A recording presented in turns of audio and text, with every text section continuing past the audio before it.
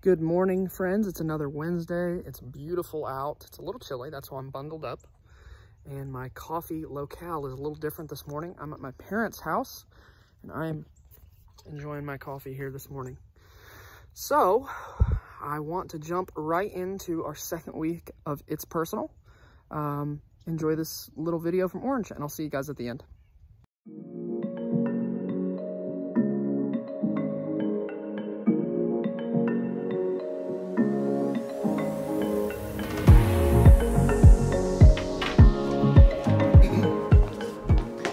So, when I was in school, I was really into something super cool, super awesome, and super interesting. Well, at least I thought so. I remember this game that I had. It was called Nintendo 64.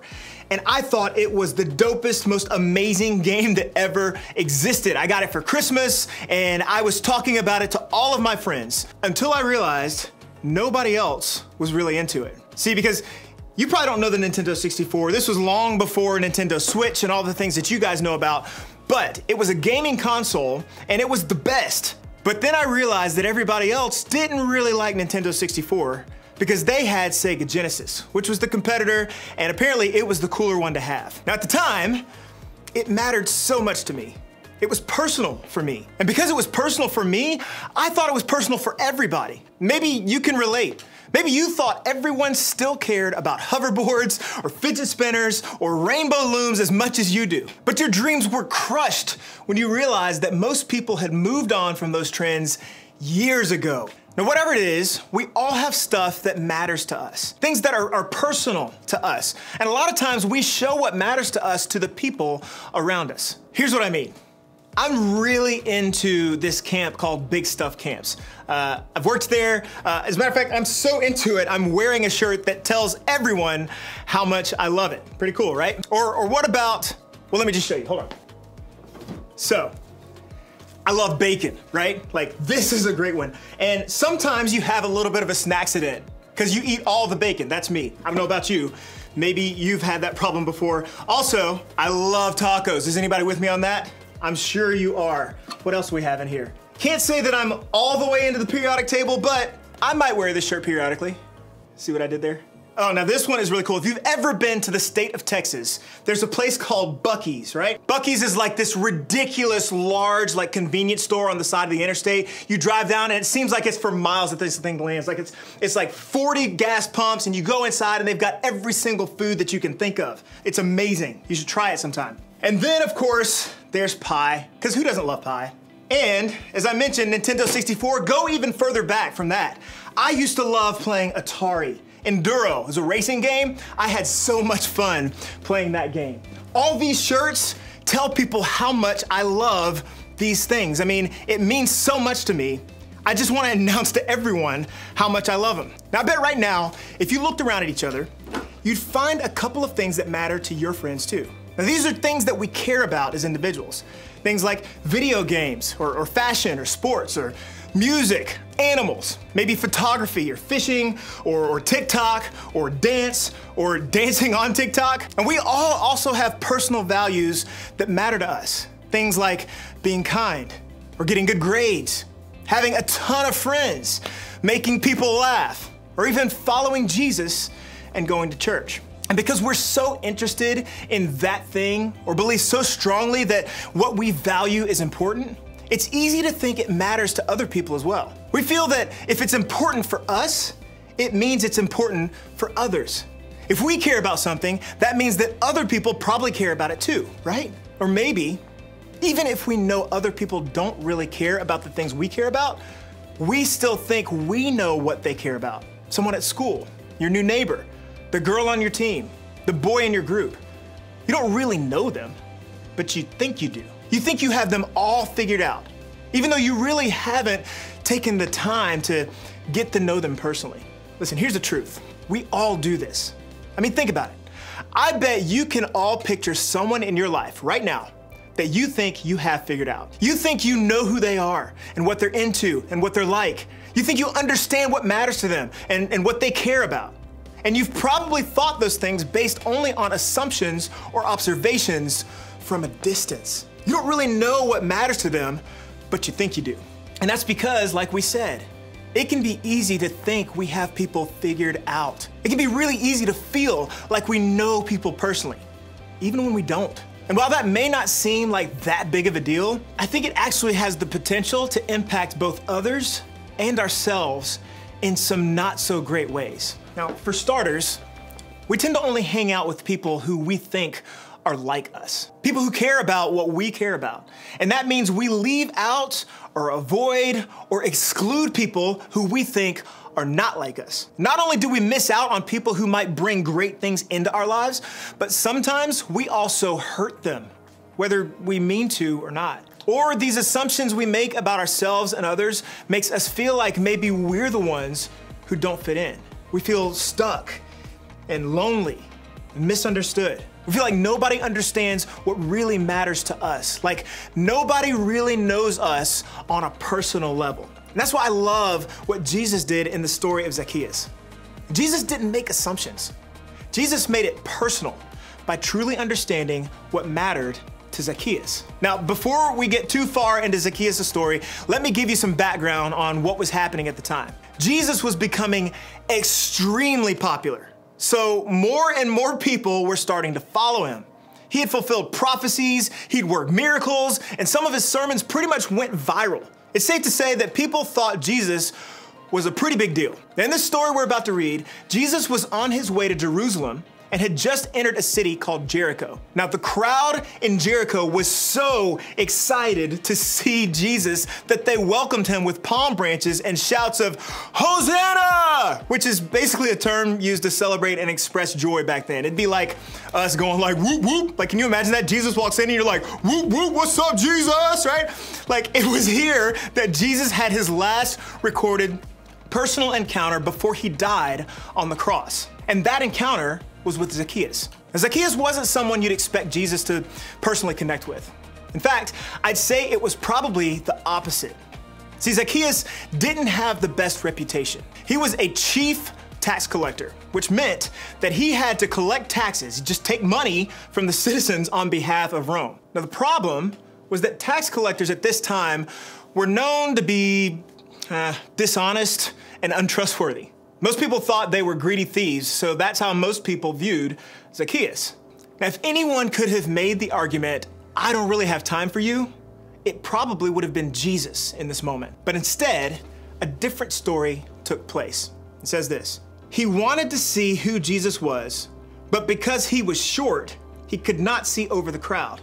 So he ran ahead and climbed a sycamore fig tree to see him, since Jesus was coming that way.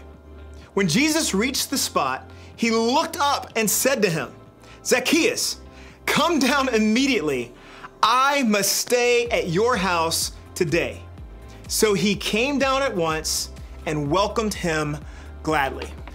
Now, based on how the crowd viewed Zacchaeus, I bet what Jesus did surprised everyone. But Jesus saw something about Zacchaeus that the crowd didn't. The crowd saw someone who greedily took more money than he should have. The crowd saw someone who kept all the nice things for himself. The crowd had every reason to assume that what mattered to Zacchaeus was money and wealth. But Jesus saw a grown man who had run ahead of the crowd to climb a tree. Jesus saw someone who was so interested in meeting the rumored Savior that he didn't care what his reputation was or what assumptions people made about him. Jesus saw a man desperately interested in finding hope. Zacchaeus wanted hope so desperately, he climbed a tree just to get a glimpse of a guy he heard might be able to give it to him. The people thought they knew all about Zacchaeus. To them, he was nothing more than a greedy, sinful traitor. The exact opposite of the kind of person Jesus should have noticed, let alone asked to hang out with. Jesus knew what Zacchaeus did for a job and what people thought about him. But Jesus didn't let assumptions tell him who Zacchaeus was personally or what really mattered to him. Jesus made his interaction with Zacchaeus personal because Jesus knew what mattered to him. And the truth is this: Jesus does the same for us. See, it's personal because Jesus knows what matters to you. Jesus sees more than what everybody else sees. Jesus sees into the very heart of all of us. He looks past all the outward things like reputations and assumptions. So the next time you wonder if anybody cares about what you care about, the next time you feel alone or misunderstood or just out there on your own, think about Jesus.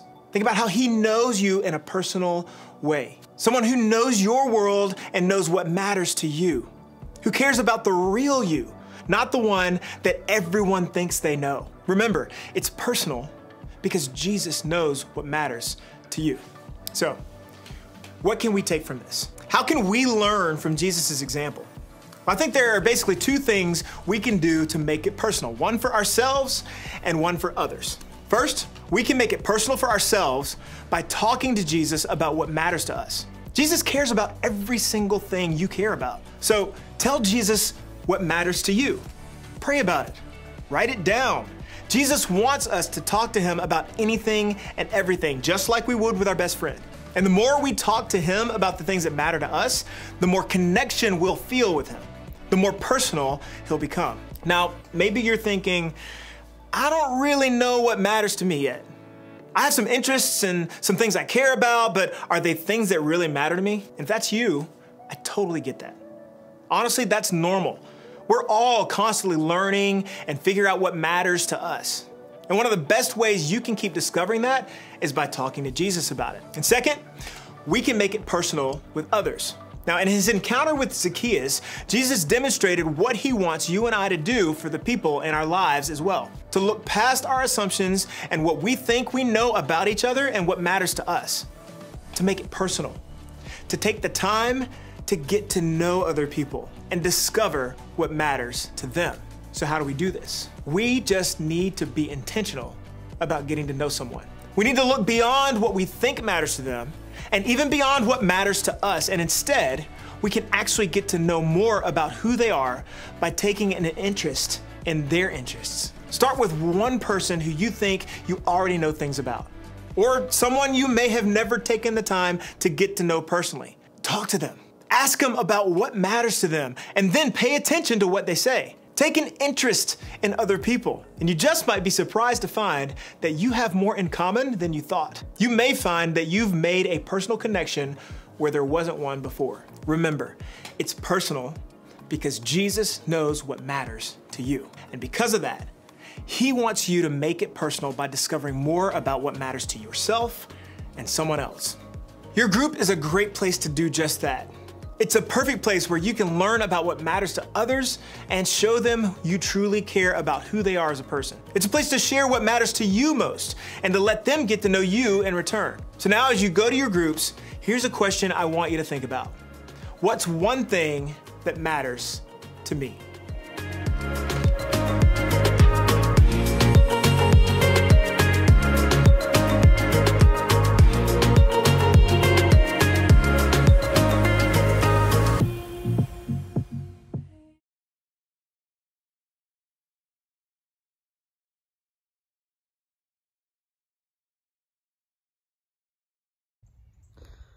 Hey gang, I'm back. A little challenge for you guys this week. I want you to try and have an honest conversation with your parents about something this week. I want you to be raw and real with them, but also I want you to do something else for me. I want you to try to understand their point of view this week. Make it personal with them, with your family. So whatever that conversation may be about, whether it's you're fighting or whether you're happy and you want to go to Snowcastle or something like, I don't know. Try and seek to understand their point of view and how they truly feel.